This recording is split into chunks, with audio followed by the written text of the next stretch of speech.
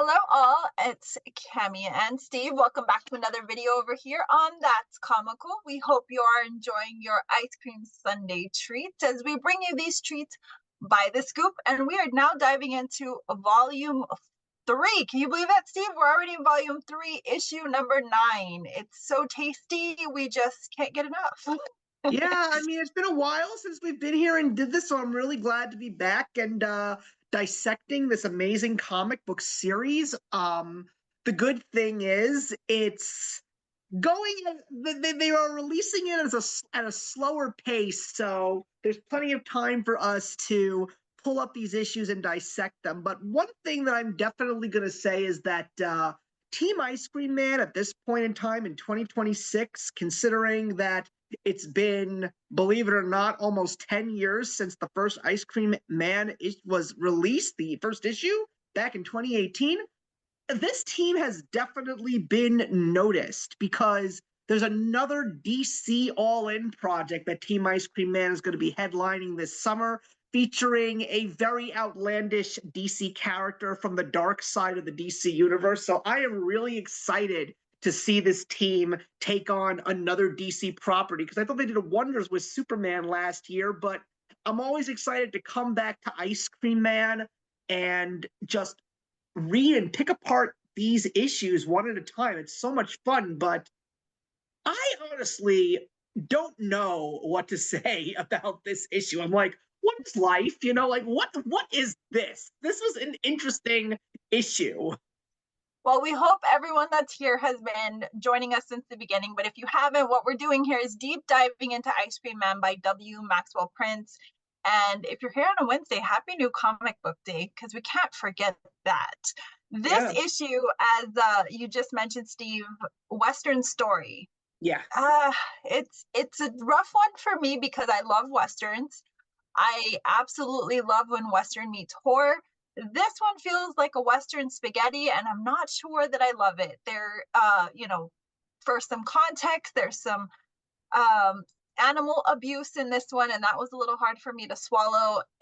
And it just didn't make sense. So I am an animal advocate, as I've voiced many times on this channel because of our deep dive into feral, and I don't like it when there's unnecessary animal abuse. If it makes sense in the context of the story, like, we're talking about a sociopath that kicks a dog, and so we're trying to show a pattern of behavior, and you go from animals to humans, that kind of a thing, okay, understood. But when you are just killing things for the sake of killing things, I don't like it. Now, the spiders, it didn't really get me as much, although I love spiders, and I love the spiders with multiple eyes. Those are the best spiders. And they're very innocent creatures.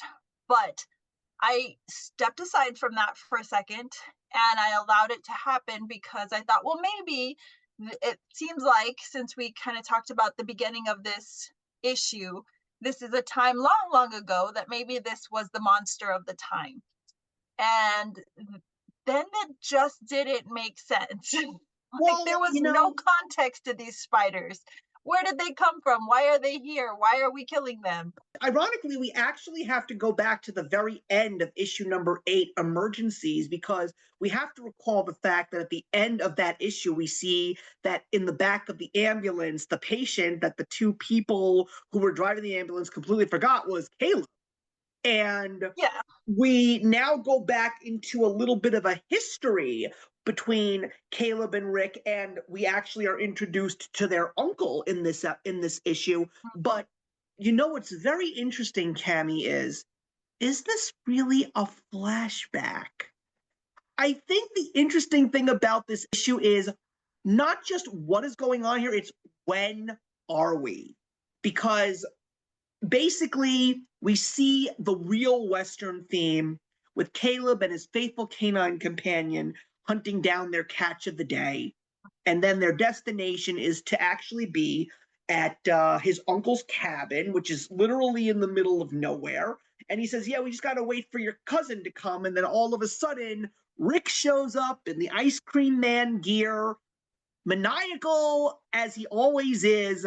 And then we start learning about what their uncle refers to as the end of all things, and it's time to leave this world, and it's time to move on to the next one. So when I read it for the first time in a long time, and the best thing about reading these Ice Cream Man issues with you, Cami, is the fact that I always forget a lot of some of these issues that I've read. So it's always good to come back and revisit them. And I also have to say the best part about doing this show with you is that all the issues that I have now read up to this point with you are now very much fresh in my mind. So I'm not forgetting them as quickly as I did the last time. I will definitely read them all again. This book is so worth reading again and again and again.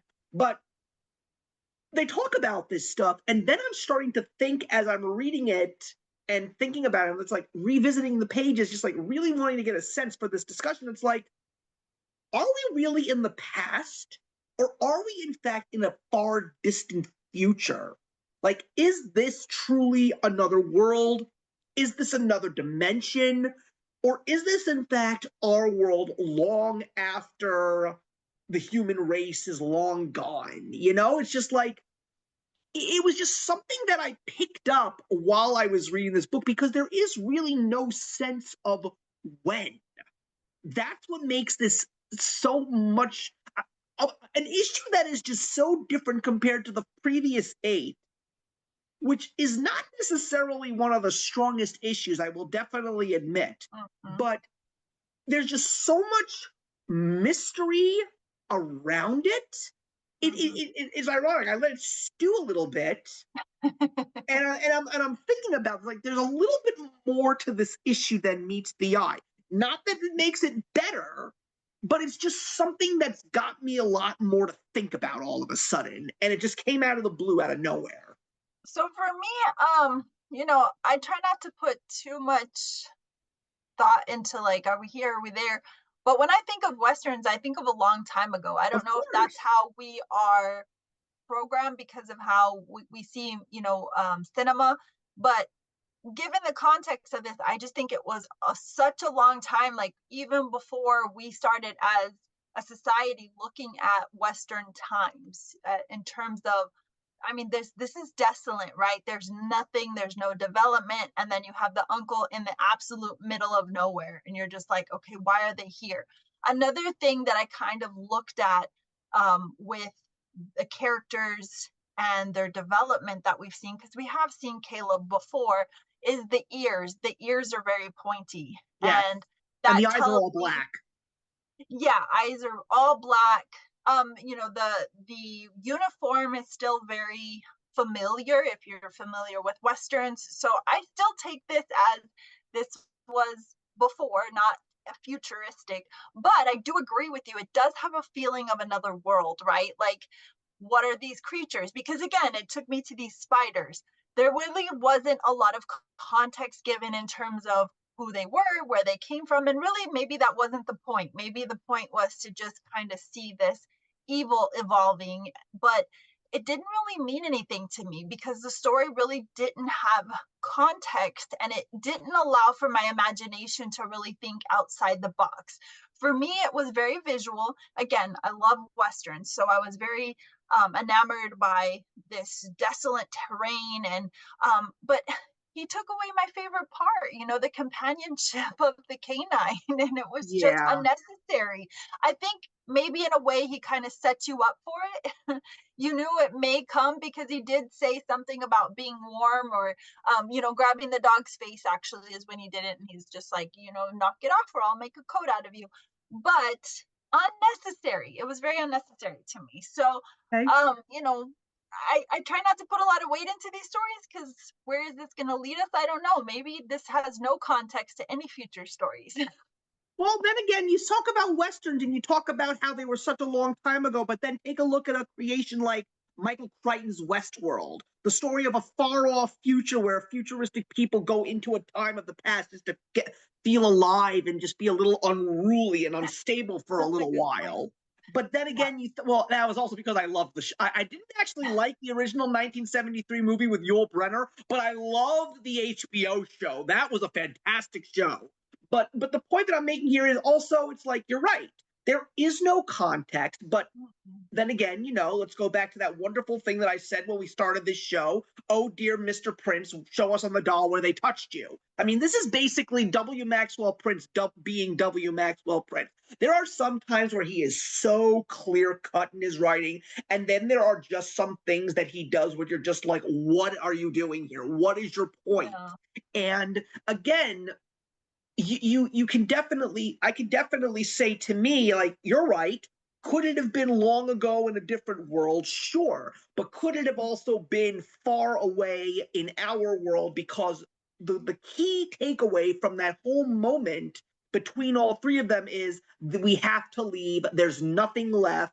And we have to move on to the next one. The key takeaway that I took from that in that whole group of scenes and panels is where my mind started to churn when Rick said, "But I don't want to go. I like it here." Mm-hmm. So, what exactly has Rick been doing? And I can definitely see. I know that you're an animal advocate. I mean, the fact that you are reading Feral with me, I give you so much props for that. Speaking of Feral, I cannot believe we're almost at issue 25, and we'll be back talking about that too. But anyway, the point that I'm making here is when we take a look at the conversations that are being had, and when we see what Rick does to the animal companion, are you not surprised? This is just Rick No, being Rick. and again, as a horror reader and a continual, revisitor of the genre, whether it be cinematic or in comics, books,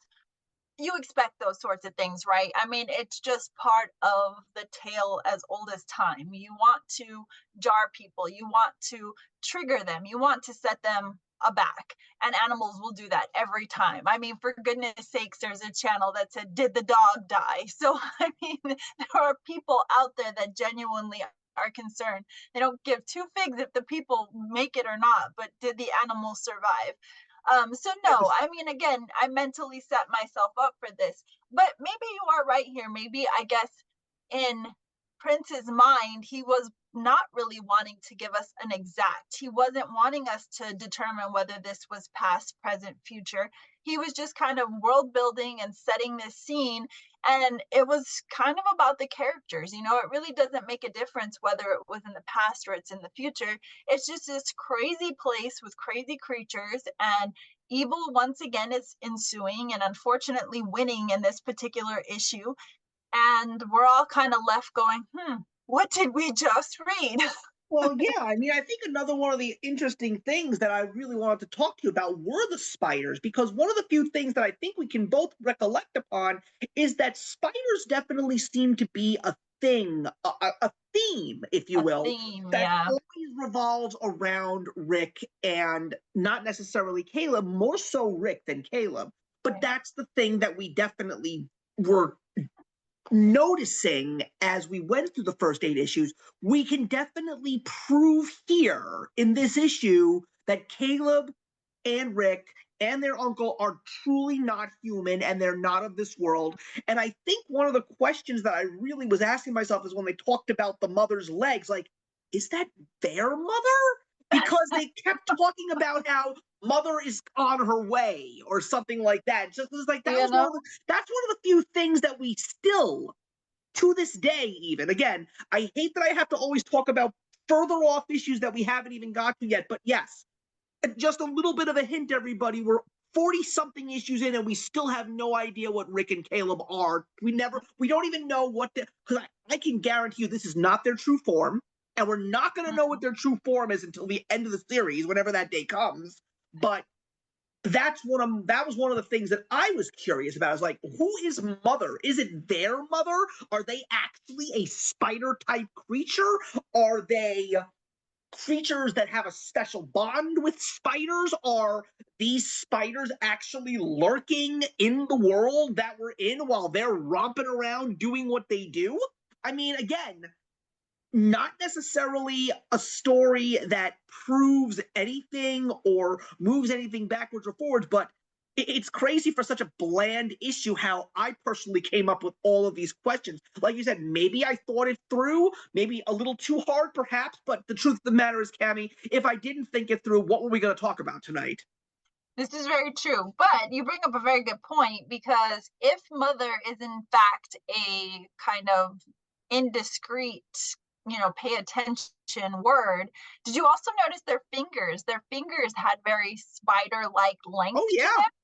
So absolutely. I don't know, maybe I didn't think enough in this issue. I just, kind of read it for surface. But the great thing about these issues, and I think you can agree to this, Steve, is that you can read them over and over again, and every time you catch something different. There's a different, setting, a different character, a different clue or context that sticks out to you. So given, that you definitely have more of a history with this series than I had, and I'm really visiting it for the first time, I think that, this is extra special for you because even though for some of these stories you've completely forgotten, some of these you do remember. And as you were like, oh, yeah, now you might be seeing something a little bit differently or maybe even interpreting it differently. Well, that's the thing. Don't call me such a veteran in this, Cammy. I'm still relatively new because trust me, if I was a veteran, I would have had these floppies. But unfortunately, I got back into comics 1 year too late. And I'm Yeah. so upset about that because Ice Cream Man would have been one of those books that I would have immediately said, okay, what is this? I got to check this out. Because remember when we talked about another one of Prince's great works, Haha, and how I saw that cover and I just said to myself, I don't really care much for clowns, but I have got to see what this is about because this is just like That was a this is bothering me. And that's one of the few things that I love about this discussion and this segment that we have here because every single time we talk about an issue of Ice Cream Man, we're peeling back the layers not just on the story but on the creative team. And I really am curious to see what makes Prince's mind work. I mean, like I have no idea if this guy goes to Comic Cons or something, but like this is one of those. There are certain creators that I know that I follow. There are certain ones that you just want to, if you get the opportunity to meet them, you just want to shake their hand, chat a little bit, and you just want to say thank you very much for the work. But then there are certain creators that you are just so enveloped in their work, and their work is unlike things that you read outside of superheroes, etc., etc. And these are the types of people that you just want to get an opportunity to sit down with for like a couple of hours over a drink.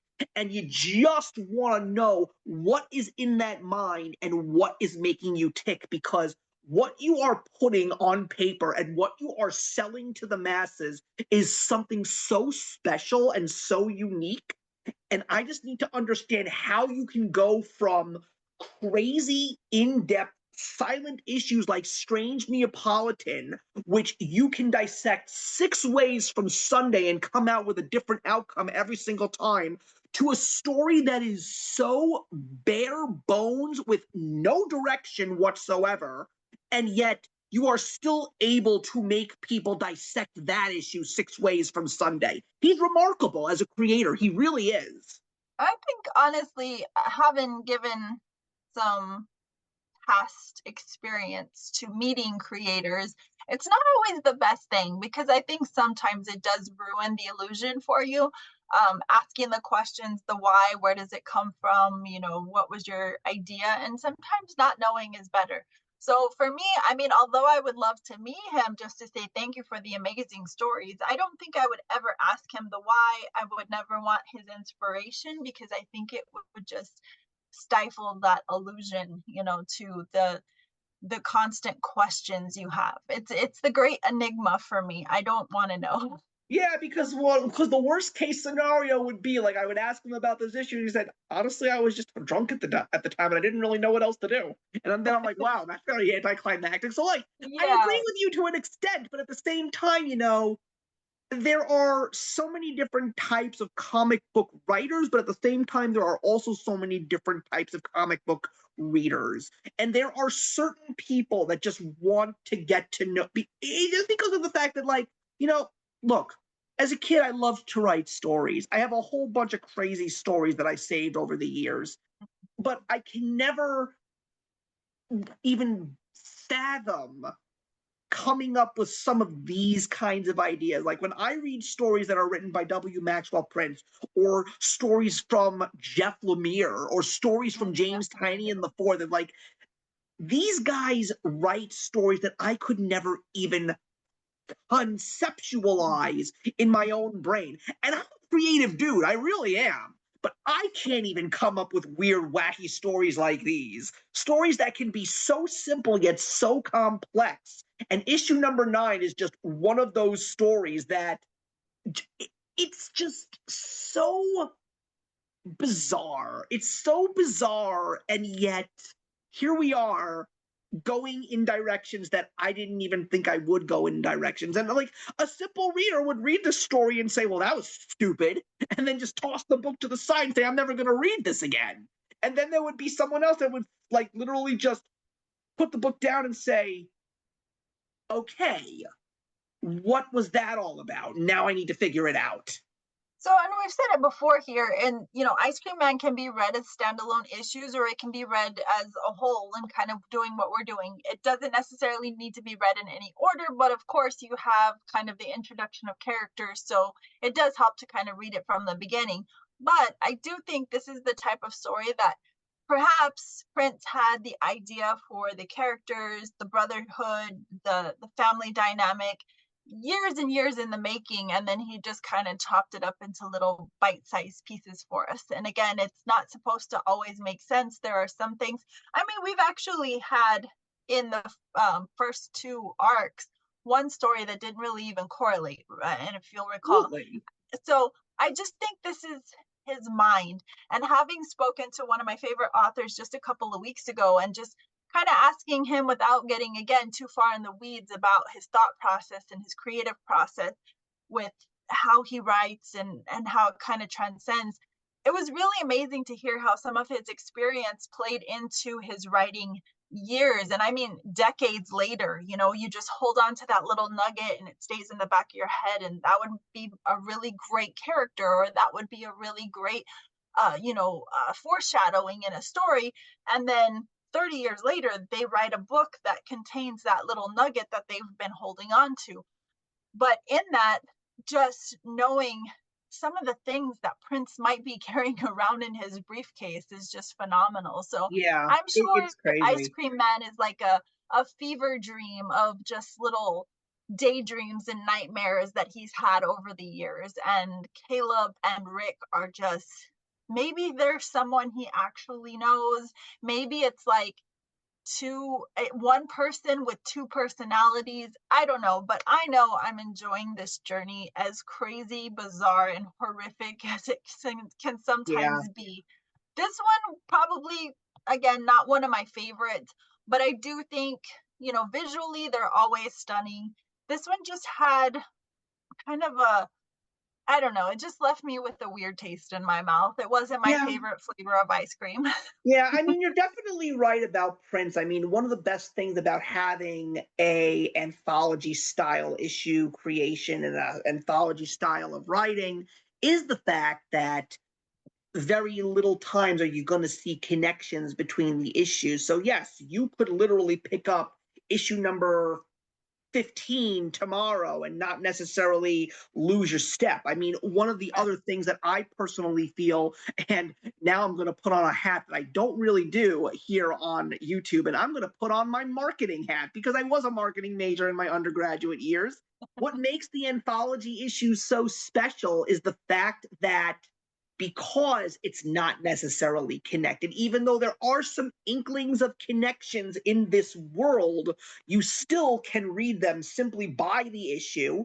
And that's why I think this book itself is still as strong as it is and makes the money that it is, because an issue will come out a year later. Because that's the interesting thing about Ice Cream Man. Clearly, the team is really trying to make sure that this thing lasts. There's a story to tell, but to me, it definitely seems that there are points where this team is really going on the fly because, like I said, issues will come out months apart, and I'm sometimes even half a year or more apart.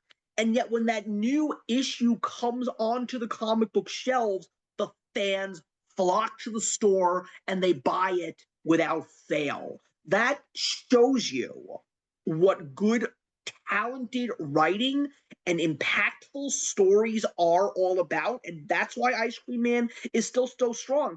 And even when you get to the end of this issue and you see that final line, which is, We'll see you in the next one, Rick. And you see the music, the colorful music notes again. That's what still makes me thinking, because it's the Ice Cream Man tune. It's the ice cream truck tune. So the And question, that's really the only like telltale ice cream we get, because we don't get the uniform, we don't get the scoop, we don't get any kind of visualization of ice cream other than the tune. and once again, now I'm even now I'm actually thinking a little bit just having this conversation. Why is he singing that song? Is he planning to go into the next role and be an ice cream man for the first time? Or is he planning on doing it again? It's like, why is he playing this song? So are we, once again, are we in the past, or are we in another world, or are we in the far future? Again, that's Ice Cream Man. That's W. Maxwell Prince and his team. That's what makes Ice Cream Man so special. Well, this was an interesting one. Again, Better than not a huge anticipated. not a huge standout for me, but definitely, part of the journey. I am looking forward to our next chapter in this. Chapter 10 will bring on Border Story, and it looks phenomenal. So I already anticipate I'm going to love that one. Yeah, they're all one of the things that I am definitely noticing here, and again, it has been a while. I'm honestly looking through the pages right now and not even recalling any of these stories. But what I'm definitely noticing is there is a connection between these four issues upcoming. The issues number 9 through 12, there is definitely a connection between all four of them. And we're looking forward to talking about the other three in this volume for sure. Absolutely. Well, this one Yeah. was fun. So thanks for joining me again, Steve. And to all of you, thanks for joining us. Of course, we want to talk to you in our conversation box. So if you are along for this journey, let us know what you thought about this issue. Maybe we were off base. Maybe we missed something. Maybe you saw something that we didn't see. We love to talk to you. So always, leave us a like, a comment, and we'll meet you in the comment section. Steve, of course, it's always a pleasure. And I will see you next time for yet another scoop. Sounds good to me. Have a great one, everyone. All right, take care. Bye bye.